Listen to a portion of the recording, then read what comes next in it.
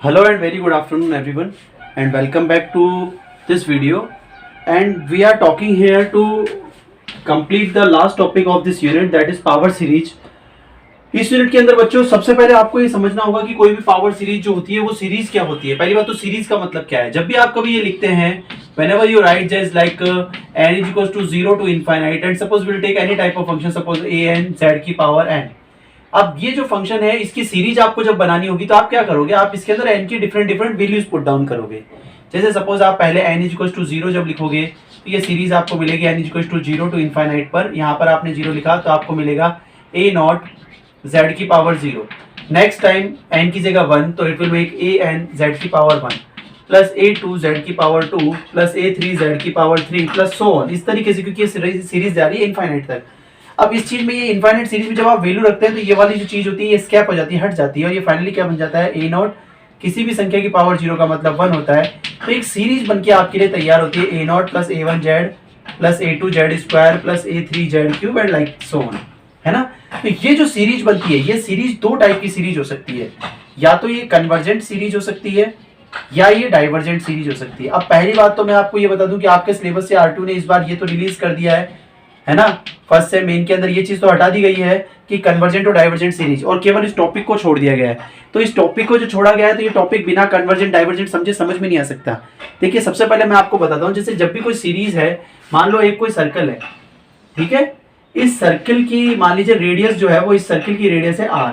तो convergent series का मतलब क्या होता है, कन्वर्जेंट सीरीज का मतलब जैसे मान लीजिए इसकी कोई z का कोई भी प्लेन दिया हुआ है आपको, वो z का प्लेन यदि इनसाइड द सर्किल है, अगर z का प्लेन इनसाइड है तो इनसाइड मतलब आप क्या कह सकते हो, इनसाइड मतलब ये फंक्शन कैसा है, कन्वर्ज फंक्शन है ना। z की कोई ऐसी इक्वेशन, मतलब कन्वर्जेंट का मतलब होता है कि if series lies inside the circle, lies inside the circle, तो सर्किल के अंदर series lies inside the circle.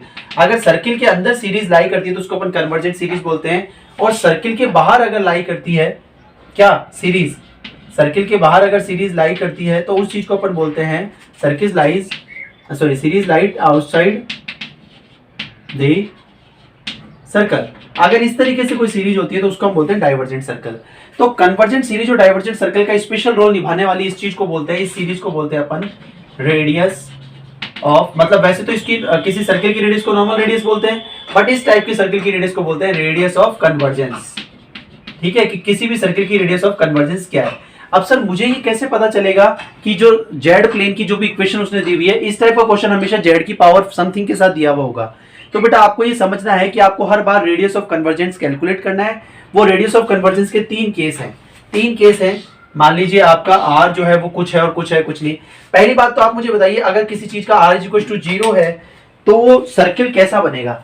किसी सर्किल की रेडियस अगर 0 है और किसी सर्किल की रेडियस अगर इनफाइनाइट है, तो बेटा बड़े ध्यान से समझना, किसी सर्किल की रेडियस 0 होने का मतलब वो एक डॉट है, पॉइंट है, क्योंकि रेडियस तो उसके पास है ही नहीं।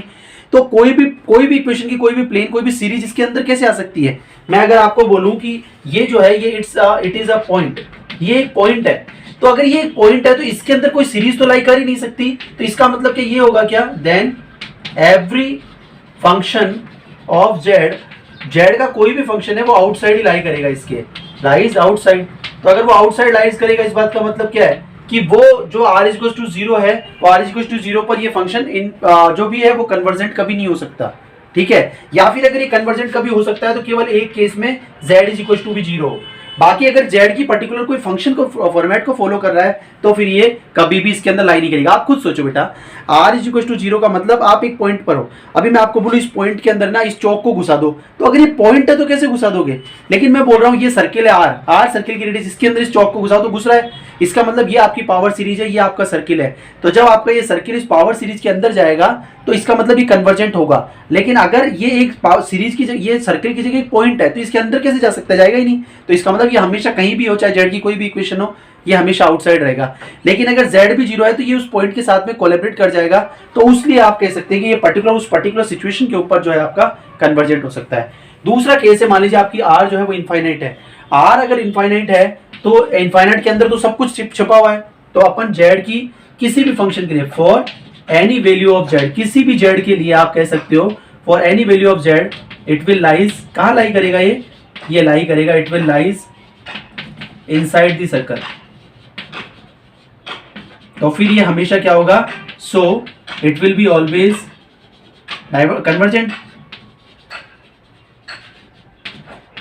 It will be always convergent. Sir बाकी तो सब कुछ समझ में आ रहा है, बस एक बात समझ में नहीं आ रही कि जो आर है ये निकालेंगे कैसे, क्योंकि अगर आर 0 है तो आपको पता चल जाएगा ये है, और अगर आर इनफाइनाइट है तो आपको पता चल जाएगा। और सर मान लो अगर ना आर 0 है ना इनफाइनाइट है, मान लो आर की कोई वैल्यू है जो कि इनफाइनाइट और 0 के बीच में भी तो हो सकती है सर कोई वैल्यू, बिल्कुल हो सकती है। तो इनफाइनाइट और 0 के बीच में आप बोलेंगे कि जैसे आर इज टू इनफाइनाइट है तो फंक्शन हमेशा अनकंडीशनल नॉन कंडीशनली हमेशा कन्वर्जेंट होगा।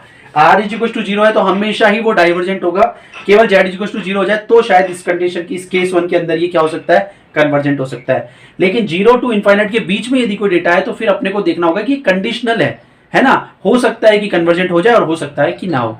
आपके एग्जाम में जब भी क्वेश्चन आएगा तो आपको केवल इस आर को फाइंड आउट करना होगा, ठीक है।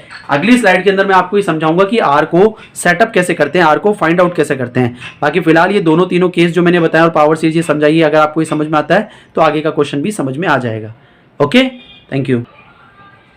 सो ओके गाइस, तो सारा का सारा कार्यक्रम मैंने आपको बताया, तो वो सारा का सारा हमारा काम आके फंस चुका था कि ये आपका जो आर की वैल्यू है अगर वो पता चल जाए तो अपना पूरा मामला सॉल्व हो जाएगा सर।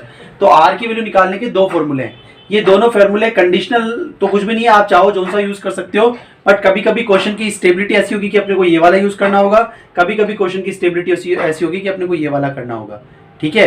तो अपन जब इनको करेंगे बेटा, तो इसमें जैसे अपने को एक क्वेश्चन लिया मैंने, find the radius of convergence for that series, तो बेटा इसको आप क्या लिख सकते हो, इसको आपको हमेशा क्या याद रखना है, आपको हमेशा याद रखना है कि हम इसको किससे कंपेयर करते हैं, हम इसको हमारी वाली जो पावर सीरीज है उससे कंपेयर करते हैं।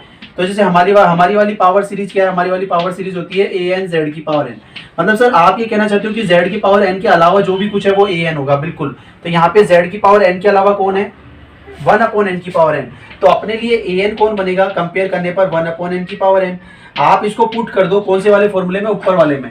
ऊपर वाले में जब आप इसको पुट करोगे तो आप ये लिख सकते हो कि 1/r का जो फॉर्मूला है वो है limit n tends to infinite mod a की पावर n। अब बेटा a की पावर n जो है वो ये रहा, तो a की पावर n जो है वो ये रहा, कितना है 1/n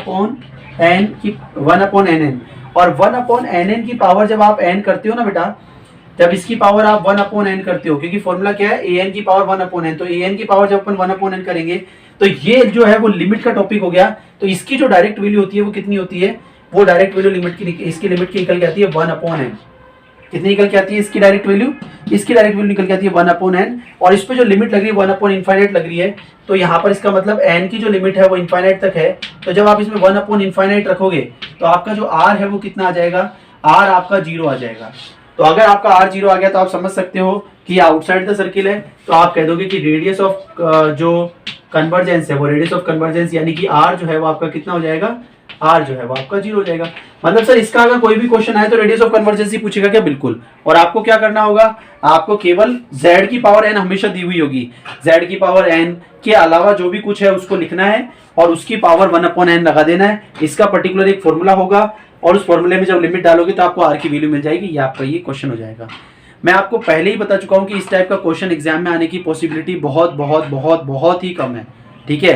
there are a very little bit of chances कि that question will come in examination, because examiner ने जो इसका कनेक्टेड पार्ट है डाइवर्जेंट और कन्वर्जेंट सीरीज वो हटा दिया है। अब इसमें पावर सीरीज तो कहाँ है, पावर सीरीज तो बहुत कम चीज है, पावर सीरीज तो जनरल इंट्रो था, बाकी सब चीज तो कन्वर्जेंस की है, तो ये सब चीज आने की चांसेस बहुत कम है। आप केवल टेलर सीरीज पे फोकस कीजिएगा, बट सिलेबस कंप्लीट करवाने के पॉइंट ऑफ व्यू से मैंने करवा दिया है, तो आप इसको ध्यान से देखिएगा। बिल्कुल बेसिक क्वेश्चन अगर इससे आएगा तो आएगा, वरना कोई चांसेस ही नहीं है कि इससे क्वेश्चन आए, ठीक है। तो you have to prepare according to the syllabus. Thank you.